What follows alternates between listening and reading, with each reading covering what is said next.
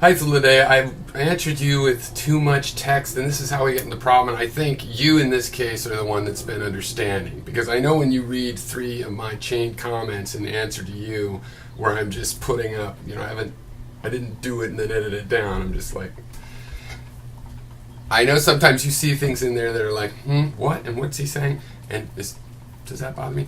And so you've been super tolerant, and I was just about answering more, and I realized that's ridiculous. Okay, let me just make a video. I think this is really interesting, and this is why I go into that mode where I'm not giving you a pre-canned answer. When I get really confusing like that, I'm not giving you a 3-liner. It's not pre-canned. At least you can know that's fresh thought I just did. I didn't just put you in a pigeonhole and say, hey, answer number 5 from the fact to this guy, And I hate to, I don't do that normally, but, a troll comes in and it's like, oh, a troll goes in, you're gay. Okay, answer number 5 from the fact. Stop hitting on me. Okay. But it does get harder to read. It probably is better, and definitely in our case, on a video. So, let's see. I'm going to read your comment. Itself, I once praised in my mind the fact that the working class of the U.S. could arm themselves against the ruling classes, but then thought they will be slaughtered by the armed petty bourgeoisie whom will help keep down any major upheavals, seeing their interests aligned with the haves of this world. Thus, governance with enshrined rights is key, not violence. It's a big move to give up the right to bear arms. What is more is a brave move. This is in this fearful society, not a likely move by the U.S.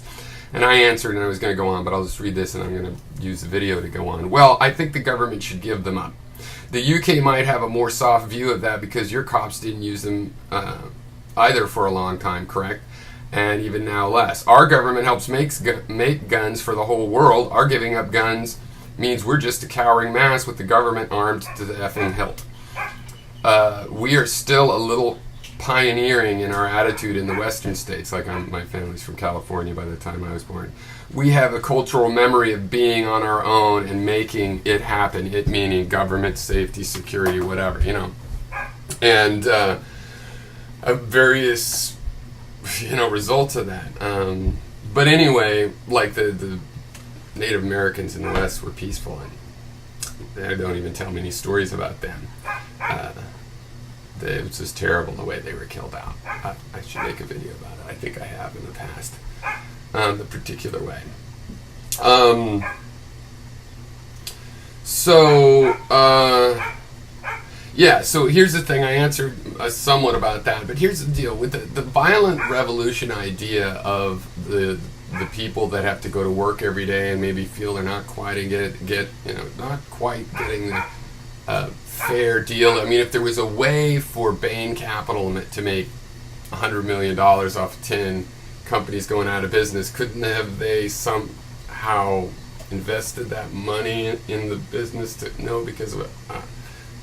So they're like, hey, I'm not in that. So we'll take guns and do something about it. Well, you can't, because you put it one way, and maybe that's actually a more delicate or better way, but I mean, the rough thing that I work, sometimes it's good to get a rough thing, and I think it'll never work no matter what you figure out the details of, like, if you could mitigate those problems, because not everybody is a gun player, and the gun players take over, and when they talk about power corrupting, that is for the working class. You cannot have this kind of power structure just take it over and they start over. They take some of the wealth, redistribute the rest of it, and then start collecting it again, So that just won't work, because the kind of meritocracy that it creates is somebody that's good, killing more people with the gun than he got killed. So I agree totally with you need to have a system, but it has to be balanced, and I'm not, again, this maybe is more American, I believe you can have an organized militia type thing, and neighborhood watch like that, and they should all be trained. A concealed permit should not be carried on a neighborhood watch errand. If you have it, it automatically wouldn't count as a neighborhood watch errand, because there has to be a principle. I think this is a key ethic of a non-lethal force. And a lot of cops know just what I'm talking about. They're all made to do it. They all learn that saves lives, saves other cops' lives too. Even if some criminal sucker punches you and you're like, I wanted to shoot him in the chest, you're not really going to die. You're just pissed. And, so they have these attitudes of non-lethal force, and this is part of what they do. It's part of being a tough guy and getting to be the one that uses force in our society, is that force can be non-lethal. And then, I think cops push that, right? A lot of cops, they beat these guys up and they don't kill them. And they abuse this window of non-lethal force, and that, and it's excessive. But on the other hand, there's all sorts of times that, somebody has to spend the night in jail and they got shoved, but their head wasn't banging on the door, but they did twist their wrist a little bit because the cop thought he was running and he wasn't, but the cops can't read mine, and I'm sorry, you're not dead. This is part of, we'll have to figure out who is at fault and nobody's dead so we can do that kind of a situation. And so that's the legal system we need, and it does have to come up from the democratic system we have right now, and it could be from our culture and neighborhoods doing this kind of thing. Well, like if this was going on in a that you couldn't do this with a concealed thing, it would be it would be fine. Of course, the people don't want to do that because they think the criminals, and some of them do have guns, so it's the arms war thing. Since Trayvon didn't have a gun, I think this particular case we put in the here's a problem with it kind of thing. So the final summary is I have looked at this stuff this way in political in a lot of different ways. I've looked at it from market anarchist views and stuff, and I think you'll probably agree with me that in the end, working class is not a perfect term. I think if we use that, we have to remember anybody. I think a CEO that works every day and is basically paycheck to paycheck. I mean, if he wants to keep his lifestyle, his kid needs to keep going to Harvard and stuff, he has to keep working. He doesn't want to be fired. People that are productive, even a capitalist, venture capitalist. I've seen venture capitalists that they really work, figuring out who to angel invest in, who to try, and they're trying to make money, and some of them do really fun stuff, and they actually work all the time. So, and then I've seen the vultures. I think that Romney probably worked all the time. Now, does that count as working class? Well, in a way, I mean, a guy that wants to work in finance and wants to be as clever, work in the system as he can, he just shouldn't run the government. The rules shouldn't be possible for him to screw up our productivity and export stuff out of the country. There should be a rule of, like, before things go out of business, the workers can buy it at whatever they can afford or get it for free and pay off a lease to the government. Like, okay, would that normally work? Well, no, they might sell that building at cheap, but there's empty factories that when they were closed were still functioning factories. And even if they want to sell off the material, once that thing just sits there and all the guys out of work, anyway, that's just a random brain, I'm just brainstorming, but my point is that in the end, I don't even blame someone like Romney for the kinds of problems in equity investment, for example. I think we need it, and it should be done good, and the system should be such that a person can be as clever as they want to figure out how to make it work for themselves, and it shouldn't screw the society. That's different from people that don't want to work at all and just collect the wealth of society. And that includes people that collect more money than they can spend themselves. I think there should be a concept of how much money can one person possibly, is there,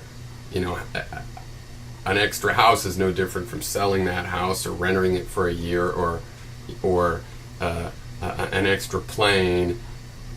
You don't really use it, someone else does. So whatever the level is, I think that I like productive people. I think having a job, not necessarily a conventional one, but is important. And I think some jobs could just be paid crazy amounts of money. That's fine with me.